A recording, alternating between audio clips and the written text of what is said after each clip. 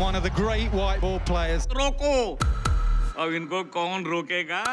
देखिए England versus India Sony sports network के TV channels पर। সাবস্ক্রাইব করুন সোনি ৮, ক্লিক করুন বেল আইকন।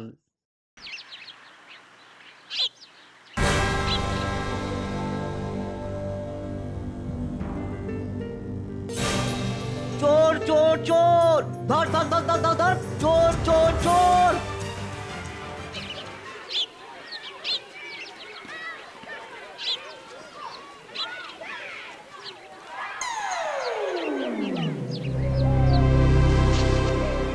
চাল কত করে ভাই? 5 টাকা সের। বাবারে এত দাম! কই দাও দেখি 3 সের চাল। তোমার দোকানের চালে এত পাথর কেন ভাই? রোজ আমার গিন্নি 3 সের চাল থেকে 1 সের পাথর বেছে ফেলে। পাথরগুলো ফেলে দেন কেন? রেখে দেবেন, হাজার হোক চালের দামে কেনা পাথর।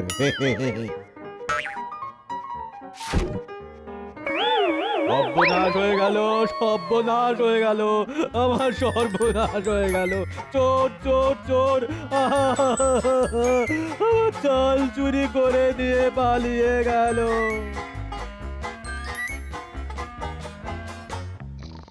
রাজামশাই, রাজ্যে দিন দিন চুরি ছিনতাইয়ের সংখ্যা বেড়েই চলেছে। প্রজাদের নিরাপত্তা দেওয়ার দায়িত্ব যে আমাদের হাতে। আর দায়িত্ব কাকে বলছেন এসব? মহারাজ এখন হয়তো রঙিন স্বপ্ন দেখছেন। শুনলাম মন্ত্রী মশাই আপনি নাকি মহারাজের ঘুম ভাঙাবার দায়িত্ব নিজের কাঁধে তুলে নিয়েছেন। তাতে যে মন্ত্রী মশাই ডাহা ব্যর্থ হয়েছেন সেই খবরটা বোধহয় আপনারা কেউ রাখেন। দিল দিল, সবার সামনে হাঁড়ি ভেঙে দিল। এখন তবে কি উপায়? বেরিয়ে আসুন বলছি, বেরিয়ে আসুন।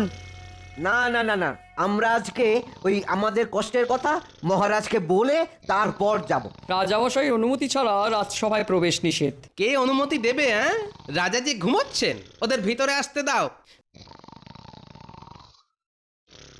বলুন এবার একে একে আপনাদের অভিযোগগুলো এবার চটপট বলে ফেলুন। মহারাজ যবে থেকে ওই ঘুমের দেশের বাসিন্দা হয়েছেন তবে থেকে আমাদের রাজ্যে একের পর এক চুরি হয়ে যাচ্ছে। হ্যাঁ হ্যাঁ, গতকাল আমার দোকান থেকে চোর 1 বস্তা চাল চুরি করে নিয়ে চলে গেছে। চুরি নয়, এ তো দিন দুপুরে ডাকাতি শুরু হয়েছে। কি তোমরা? ও বাবা, আরে তোমরা সবাই এখানে কেন? কিসের এত চিৎকার? আমরা আপনার কাছে বিচার চাইতে এসেছি মহারাজ। বিচার? কিসের কিসের বিচার? এইভাবে চলতে থাকলে রাজামশাই আর কয়েকদিনের মধ্যেই এই কুম্ভকর্ণকে টেক্কা দিয়ে দেবেন দেখছি।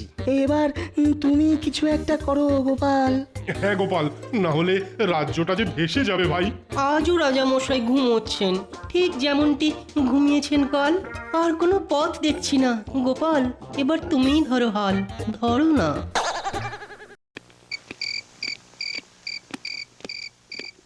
শুনছো, কাল সকালে আমি 3 দিনের জন্য বাপের বাড়ি যাব।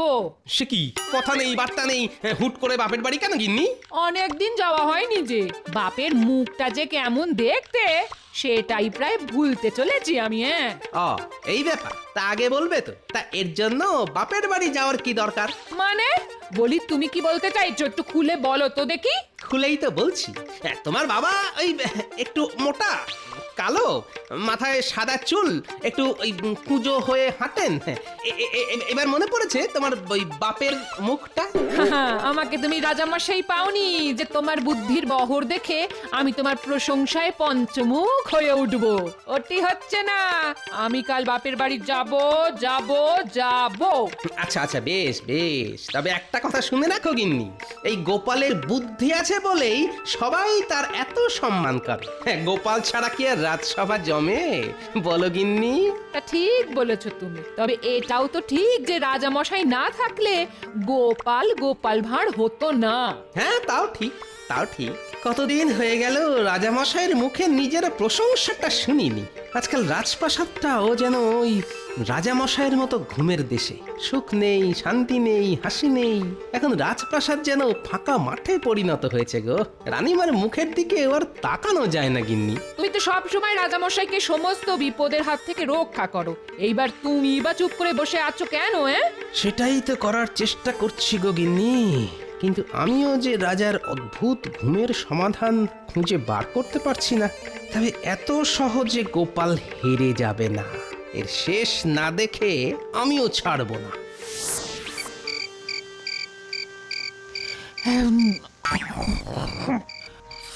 এইভাবে ঘুম আসবে না। ওদিকে রাজামশাই হয়তো নাক ডেকে ঘুমোচ্ছেন, আর এদিকে রাজামশাইয়ের ঘুমের চিন্তায় আমারই ঘুম উড়ে গেল। সারা রাত জাগার পর কাল হয়তো রাজসভায় আমার অবস্থাও মহারাজ কৃষ্ণচন্দ্রের মতোই হবে।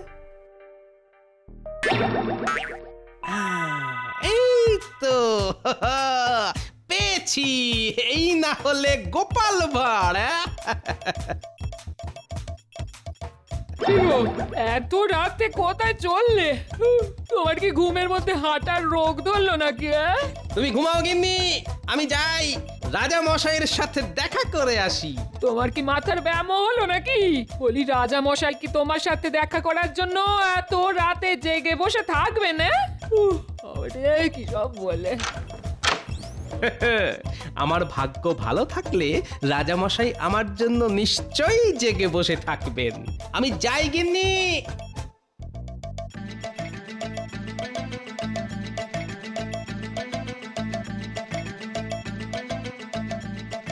কি ব্যাপার গোপাল দাদা, ভোর ভোর রাজপ্রাসাদে? তোমাকে তো এর আগে কোনোদিন আসতে দেখিনি। রোজ রোজ কি আর আমার এরকম সৌভাগ্য হয় গো?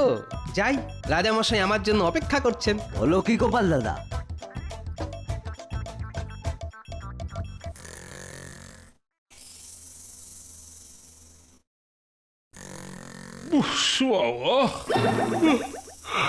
এইভাবে কি আর ঘুম হয়?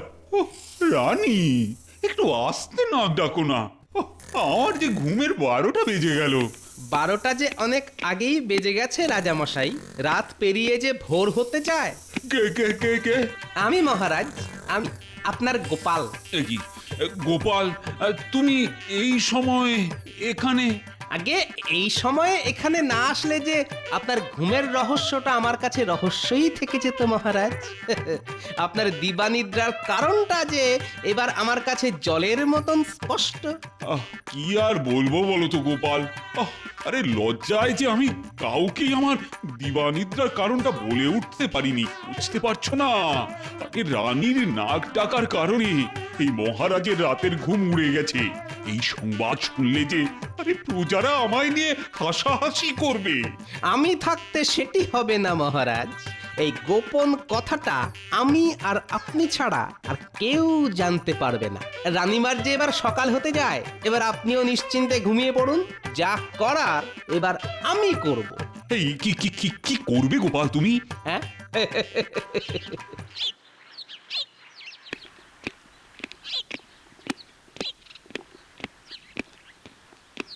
শুভ সকাল রানীমা। সকাল যে মোটেই শুভ নয় গোপাল। এই দেখুন রানীমা, আমি আপনার জন্য কি নিয়ে এসেছি। এটা কি গোপাল?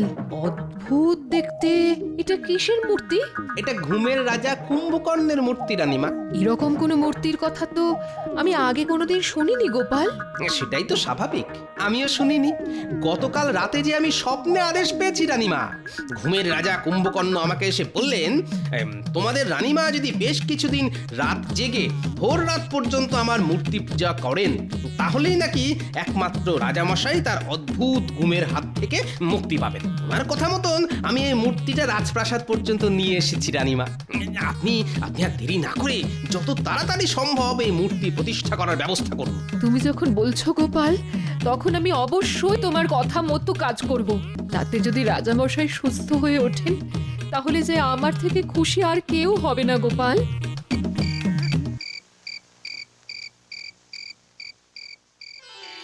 ও রানী, আরে রাত হলো যে, মানে তুমি কি আজ ঘুমোবে না? না, আজ তুমি শুয়ে পড়ো। আমি রাত পর্যন্ত জেগে ভোর রাত পর্যন্ত গোপালের দেওয়া এই মূর্তির পুজো করব। সে কি রানী, এই কিসের মূর্তি এটা? এটা ঘুমের রাজা কুম্ভকর্ণের মূর্তি। গোপালের কথা মতন আমি যদি রাত জেগে এই মূর্তির পুজো করি, তাহলে তুমি তোমার এই অদ্ভুত ঘুমের হাত থেকে মুক্তি পাবে। আমি পুজো শুরু করি। অনেক রাত হলো, এবার তুমি শুয়ে পড়ো। বাহ গোপাল বাহ, সত্যি তোমার বুদ্ধির জবাব নেই। আজ অনেক দিন পর আমি রাতে একেবারে নাক ডেকে ঘুমবো। কি যে শান্তি!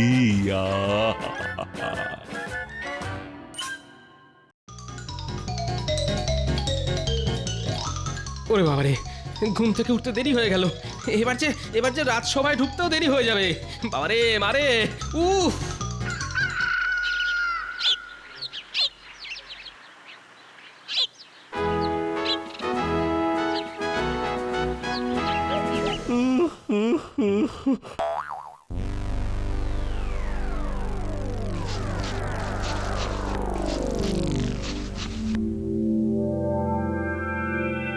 কি এই যে আমার স্বপ্নে দেখা সেই আশ্চর্য প্রদীপ! হ্যাঁ, আমার স্বপ্ন সত্যি হয়ে গেছে। আরে আমার স্বপ্ন সত্যি হয়ে গেছে। এই তো মহারাজ ঘুম থেকে উঠে পড়েছেন। এইবার আমার আর কোনো চিন্তা নেই। হ্যাঁ, দেখি তো প্রদীপ ঘষলে সত্যি সত্যি জিন বেরিয়ে আসে কিনা। কে কাশছে? আমি আমি কাশছি। কে তুমি? আমার ঘরে কি করছো? আমি প্রদীপের জিন। সে কি? আমার স্বপ্নে দেখা জিন যে অনেক শক্তিশালী ছিল, যে হাসতে হাসতে বেরিয়ে এসেছিল, আর তুমি এলে কাস্তে কাস্তে। কিন্তু বাবা, তোমার এই অবস্থা হলো কি করে? প্রায় ১,৫০০ বছর পর কেউ আমাকে প্রদীপ থেকে বার করলো। ১,৫০০ বছর প্রদীপের ভিতরে থাকলে আপনারও এই আমার মতোই অবস্থা হবে। বলি কি, ১,৫০০ বছর? ১,৫০০ বছর কোনো খাওয়া নেই, দাওয়া নেই, শুধু হাত পা মুড়ে বসে থাকা। তার উপর প্রদীপের ভেতরে কোনো বৈদ্যও নেই যে তাকে দিয়ে আমার কাশির চিকিৎসা করাবো। অনেক দিন পর সূর্যের আলো দেখতে পেয়ে কি ভালোই না লাগছে আমার। খুব খিদে পাচ্ছে আমার। যাও যাও তো, আমার জন্য এক্ষুনি ভালো ভালো খাবার নিয়ে এসো। আমাকে বলছেন? তো তোমাকে বলবো না তো কাকে বলবো? ঘরে তুমি আর আমি ছাড়া আর কে আছে শুনি? আমিও সব পারবো না। আমার বড্ড খিদে পাচ্ছে। আপনি যান গিয়ে আপনার আর আমার খাবার দুটো একসঙ্গে নিয়ে আসুন। কতদিন পেট ভরে খাই না। কত বড় সাহস! মহারাজ কৃষ্ণচন্দ্রকে বলে কিনা খাবার নিয়ে আসতে? আমি এক্ষুনি প্রহরী ডেকে তোমাকে কারাগারে ঢোকানোর ব্যবস্থা করছি। দাঁড়াও। তাই নাকি? আমি কিন্তু যে সে মানুষ নই। আসলে আমি মানুষই নই, আমি জিন। আমি চাইলে সব করতে পারি, এমনকি আপনার রাজ্য সমেত আপনাকে এই প্রদীপের মধ্যে বন্দি করেও নিতে পারি। থাক, তার দরকার নেই। আমি গিয়ে তোমার জন্য খাবার নিয়ে আসছি। সবে তো শুরু, এবার দেখুন না আমি কি কি করি। আপনি বলেছিলেন জিন নাকি আমার থেকেও শক্তিশালী।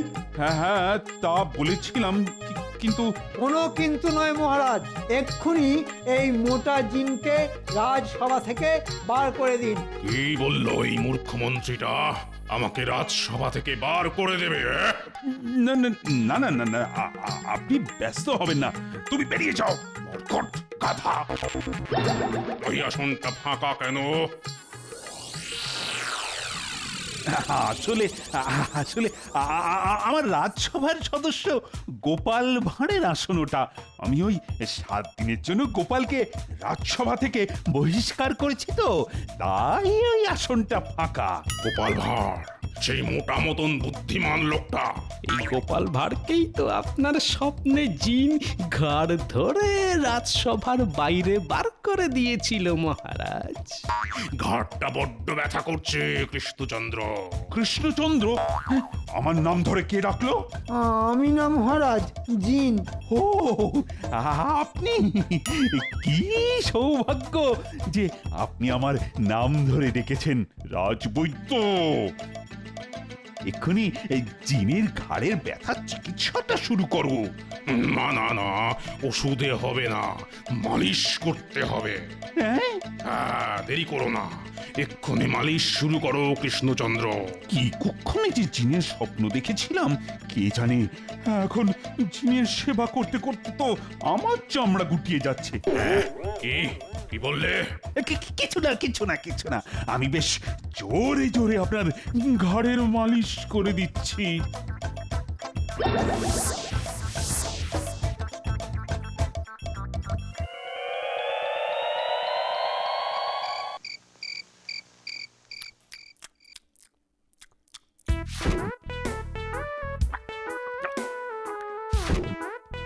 অনেক খেয়ে নিয়েছি, আমার আর হেঁটে হেঁটে বিছানা পর্যন্ত যাওয়ার শক্তি নেই। কৃষ্ণচন্দ্র, আমাকে কোলে নিয়ে বিছানা পর্যন্ত নিয়ে চলো দেখি। এবার আমি পাগল হয়ে যাব। ও ভগবান, বাঁচাও।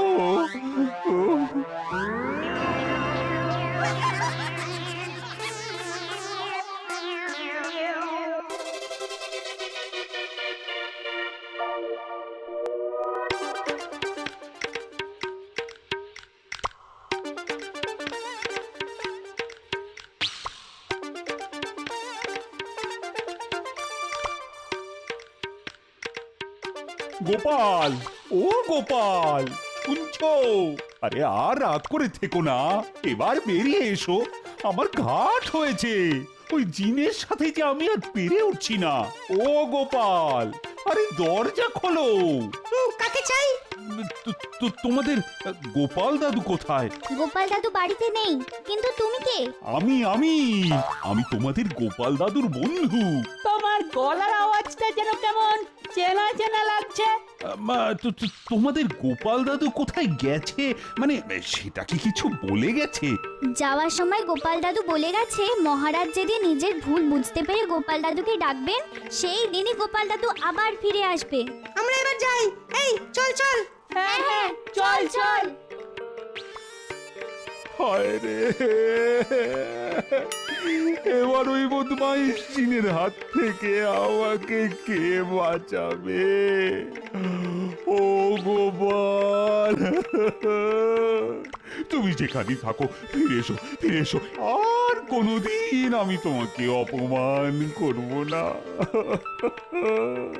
যে তোমাকে অপমান করবে আমি তাকেও ছেড়ে দেব না, সেটা বাস্তবে হোক আর স্বপ্নে। ফিরে এসো গোপাল, ফিরে এসো।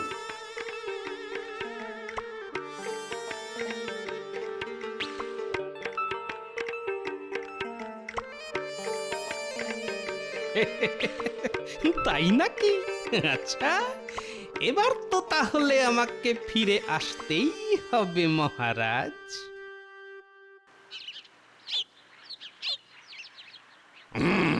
আগের থেকে গায়ে একটু বেশি শক্তি অনুভব করছি। কত ভালো ভালো খাবার, এত খাতির যত্ন, শরীরটা এই গত 6 দিনে অনেকটাই সুস্থ হয়ে উঠেছে। এবার কিছু কাজ করে শরীরটাকে জুত করে নিতে হবে। কি করা যায় বলুন দেখি, কিছু কাজ আছে নাকি আপনার? সত্যি? একদম সত্যি, বলেই দেখুন না একবার। বেশি কিছু চাই না আমার, আমাকে শুধু আমার গোপালকে ফিরিয়ে এনে দাও, ব্যাস ব্যাস। গোপাল ভাঁড়, যাকে আপনি আপনার রাজসভা থেকে বহিষ্কার করেছেন। আমি ভুল করেছি, যে করেই হোক গোপালকে ফিরিয়ে আনার ব্যবস্থা করো। আচ্ছা, এক্ষুনি আনছি বেটাকে।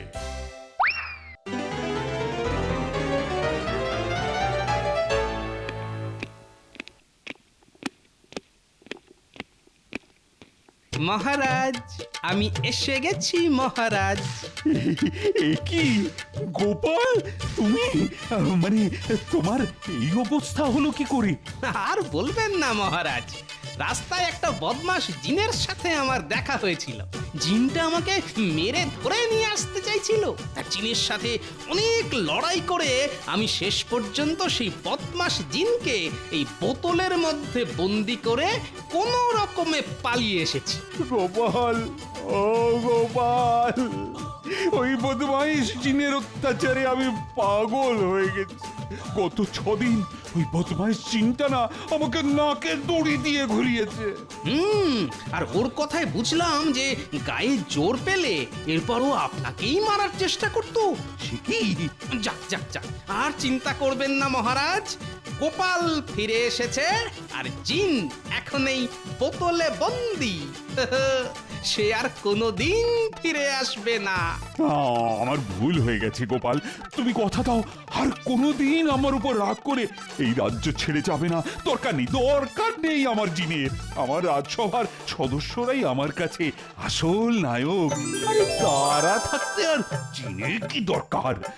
একদম ঠিক বলেছেন মহারাজ। দেরি করে হলেও আপনি সত্যিটা বুঝতে পেরেছেন তাহলে। ভাই কে আছো? এক্ষুনি রাজসভার বাকি সদস্যদের তলব করো। আজ থেকে আবার রাজসভা শুরু হবে। For more updates, subscribe to our channel, click the show links and enjoy watching the videos.